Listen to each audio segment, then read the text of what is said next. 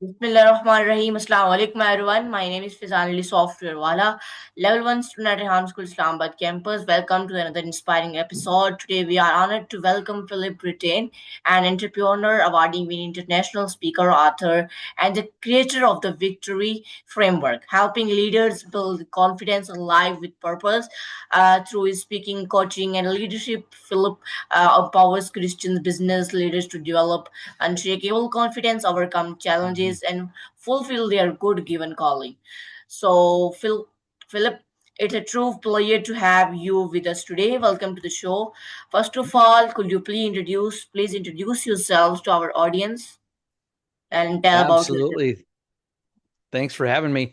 My name is Phillip Brittain. I am on most social media platforms at the Phillip Brittain.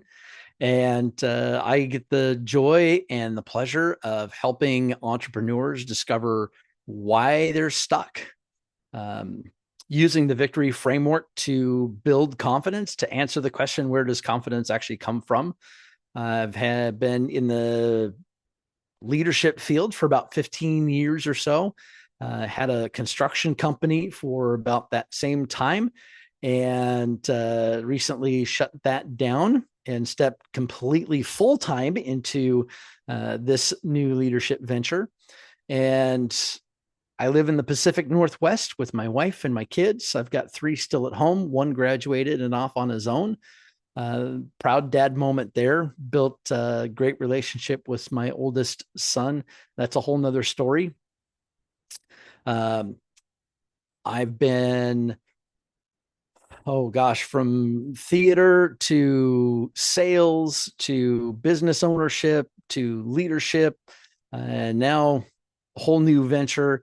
And we're about a year into this new venture and just having a blast with it, getting a chance to help a lot of people. Okay, that's really great journey. So, what inspired you to become an entrepreneur and international speaker?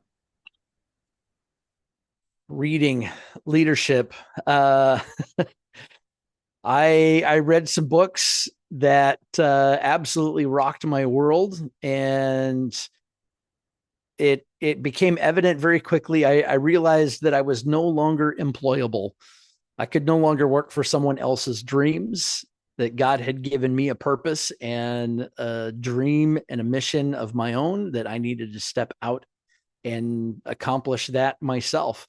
And at first it started as one thing, and God used it to teach me some things, and then morphed it into something different. So it's been a crazy, fun, wild journey, scary at times.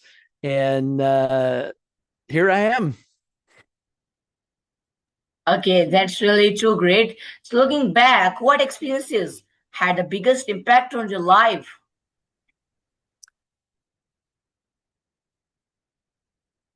I would say there's too many to count, but I'll tell you one. When I was in second grade, I was 8 years old. It was the second day of second grade, and my parents had both gone to work. Prior to that, my mom was at home. She was a stay-at-home mom up until that point, but now both parents are working, and they're up and gone and at work by 6 o'clock in the morning. And suddenly at 8 years old, I find myself responsible. I'm the adult at 8 years old. I have to get myself and my brother up for school. And that would have been okay, except that at the age of 8, I was still wetting the bed. And there were a lot of things that I did not understand yet. I knew that I should take the wet clothes off the bed and put them in the laundry. I knew that I should take the wet pajamas off and get those in the laundry. But what I failed to understand, what I did not know at the time, was that I should bathe myself. And so I got my brother up and we went to school.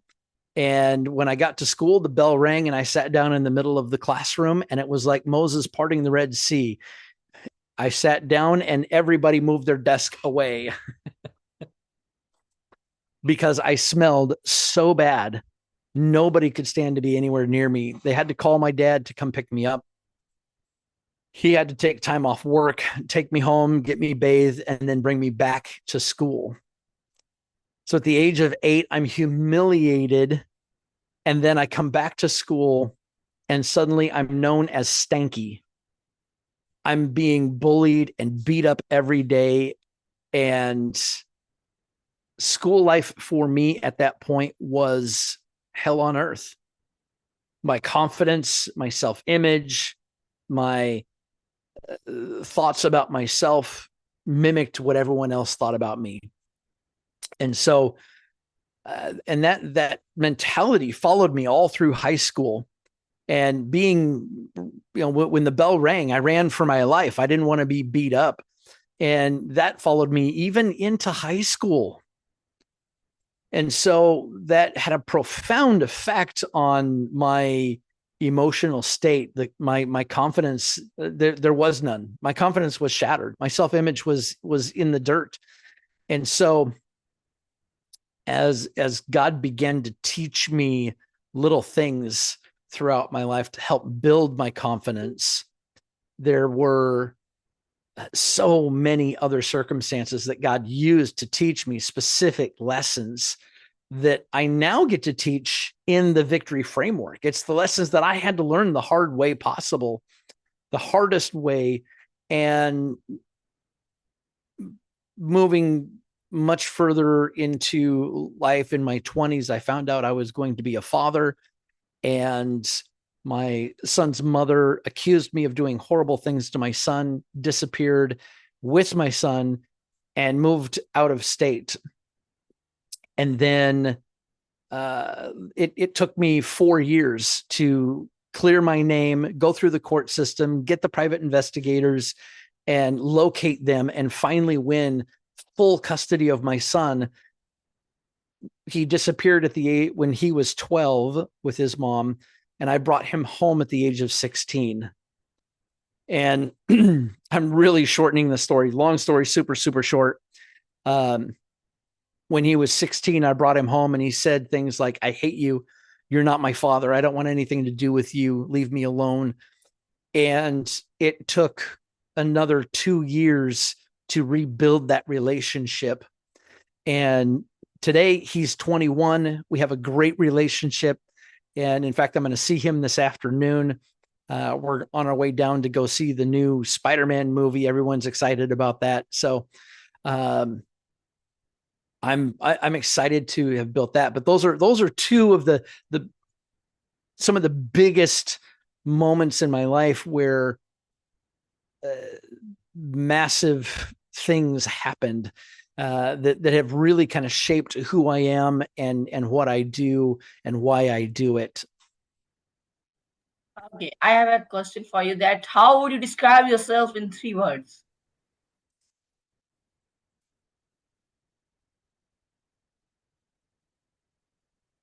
Love, faith, confidence. Great, excellent. That's really 2 great answers. So, what motivates up to you keep inspiring people around the world? It's my mission. God gave me a mission and a clear directive. My my mission is to help others build confidence to live in their purpose. My purpose is to help you find your purpose and help you step into that purpose and live it to its fullest with confidence and clarity so that you can be effective for what God has called and predestined you to do. You are looking so beautiful. Okay. So, what advice would you give to your younger self? It's not happening to you, it's happening for you. I would say to my younger self and to anybody who's listening, life happens, junk happens, issues in life come up. The being in the fire, feeling like you're getting beaten and pounded, it is simply the forge of life. And we have to go through it. We have to be put in the fire, and it has to be hot enough, long enough that we quit being rigid, that we can become moldable and pliable so that we can be pulled out of the fire, set on the anvil, and beaten and pounded and folded and pressed and shaped into what God has predestined us to do and be, so that we can be effective for our ultimate purpose.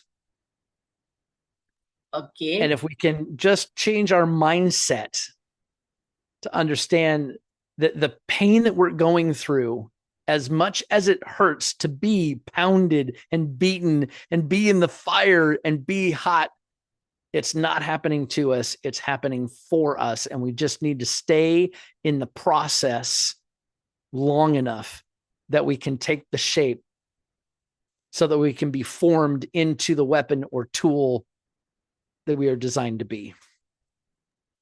Okay. So, what inspired you to start Phillip Brittain LLC?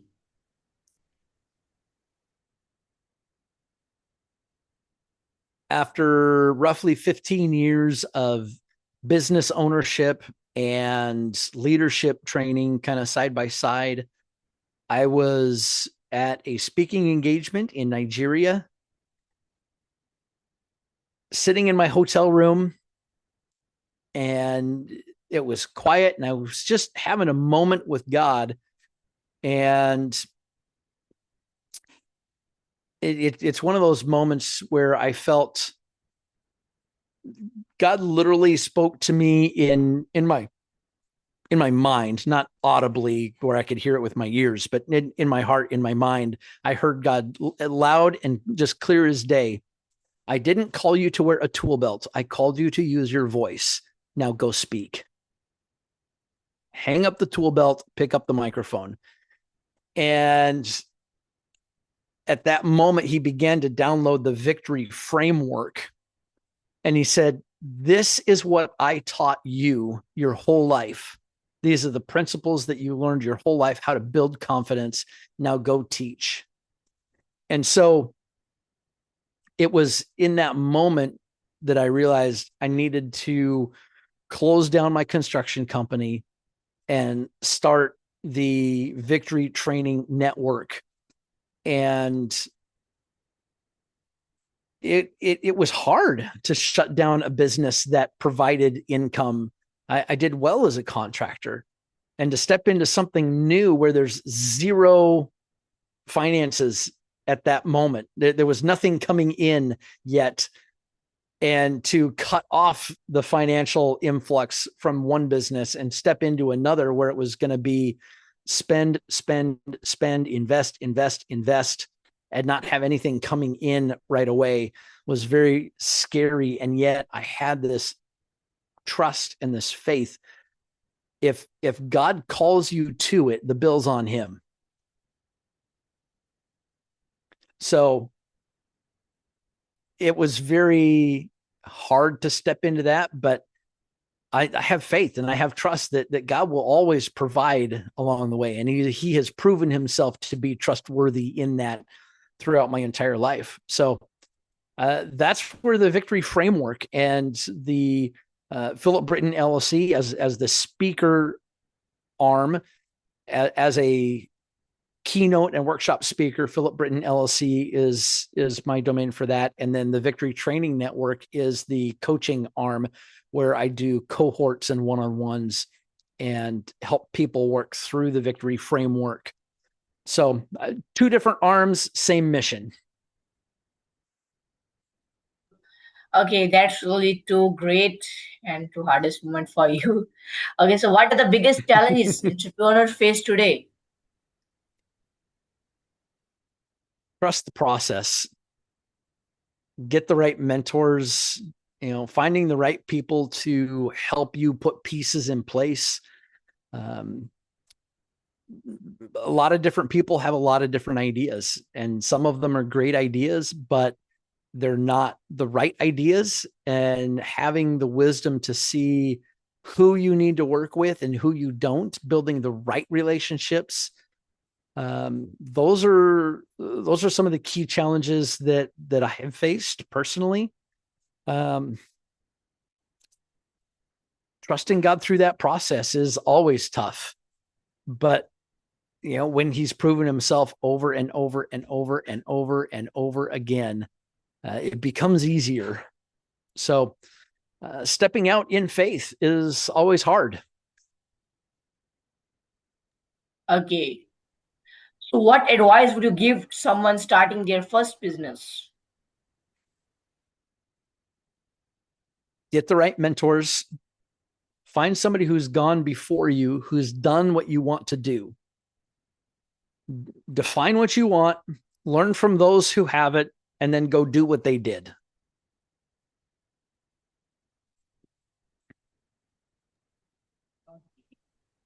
So, what mistakes should new entrepreneurs avoid?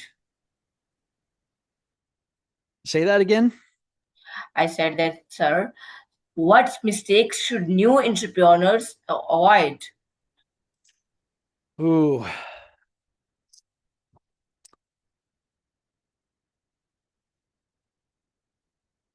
that's an interesting question. I think as new entrepreneurs, I think you should go out and make as many mistakes as possible as quickly as you can. And I think the trick is to not make the same mistake twice. But I would say go out and make a mess of things and learn from those mistakes. Learn as much as you can from as many mistakes as possible, as quickly as possible. Okay, that's really great. So, why do so many people struggle with self-confidence? They let outside voices determine their inside voices. I think they use comparison. They think, well, he's got this, and they compare someone else's 10 years into the process with their 1 year into the process. You can't compare that. They struggle with confidence because they're not clear on their vision.